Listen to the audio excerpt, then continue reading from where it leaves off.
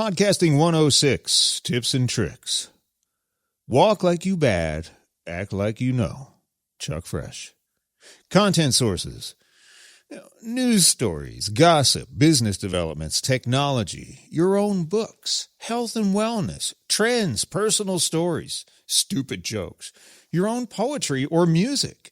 These can all become award-winning podcasts. If you're blogging, use those blogs. Rehash and repurpose everything, even old ideas.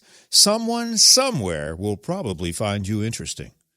If the creative thing isn't your strength, don't worry. You can gather a ton of interesting content from magazines, Facebook posts, tweets, newspaper websites, gossip magazines.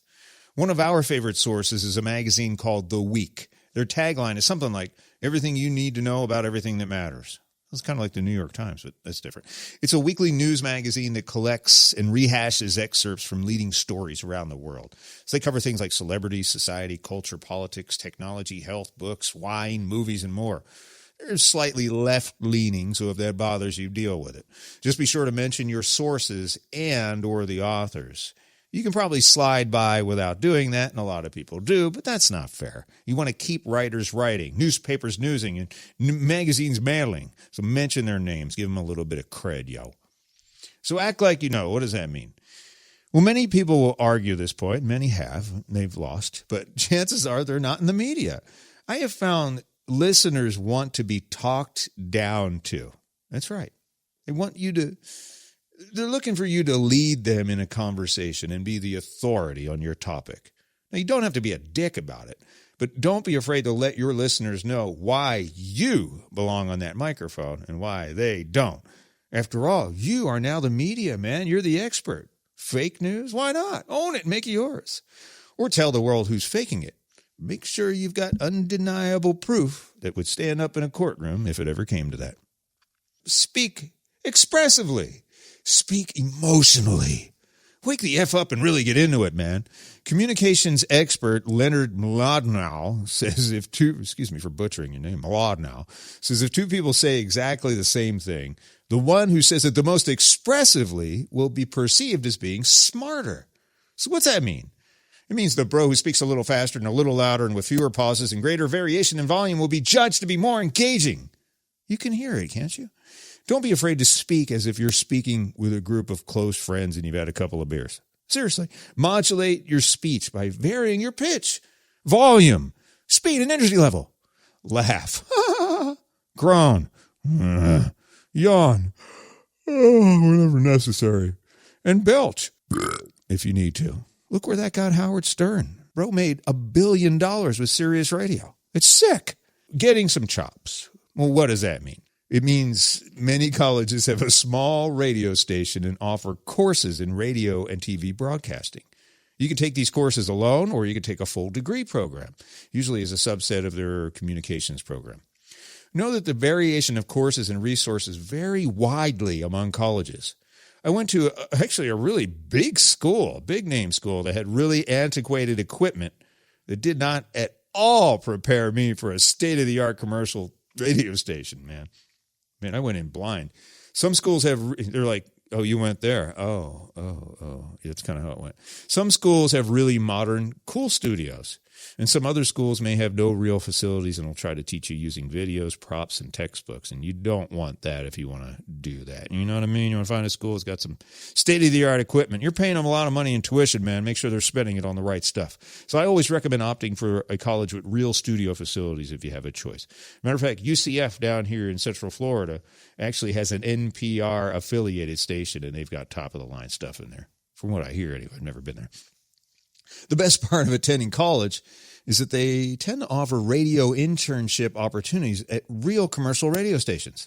Now, it's important to understand that most internships are not paid positions, and they're definitely not designed to give you on-air experience. They're not going to just say, hey, Mikey, you're a freshman in college here. You're 19 years old. Jump on the radio. Say whatever you want. No, it doesn't work that way.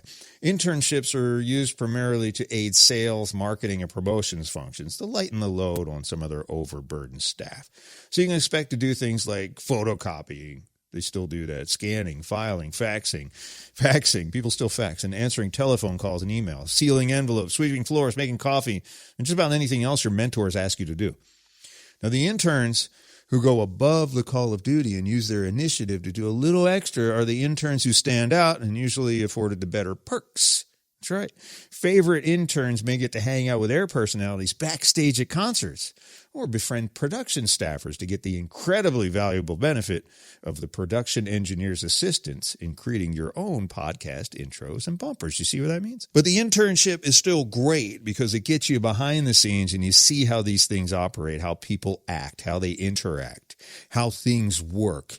And the more you're around something, the better at it you become, even if you're not doing it personally, even if you're just observing. So this is important. Let's talk about slander and libel. Slander is the mortal radio sin that could get you fired and or sued. Slander is publicly saying something in an effort to injure another's reputation.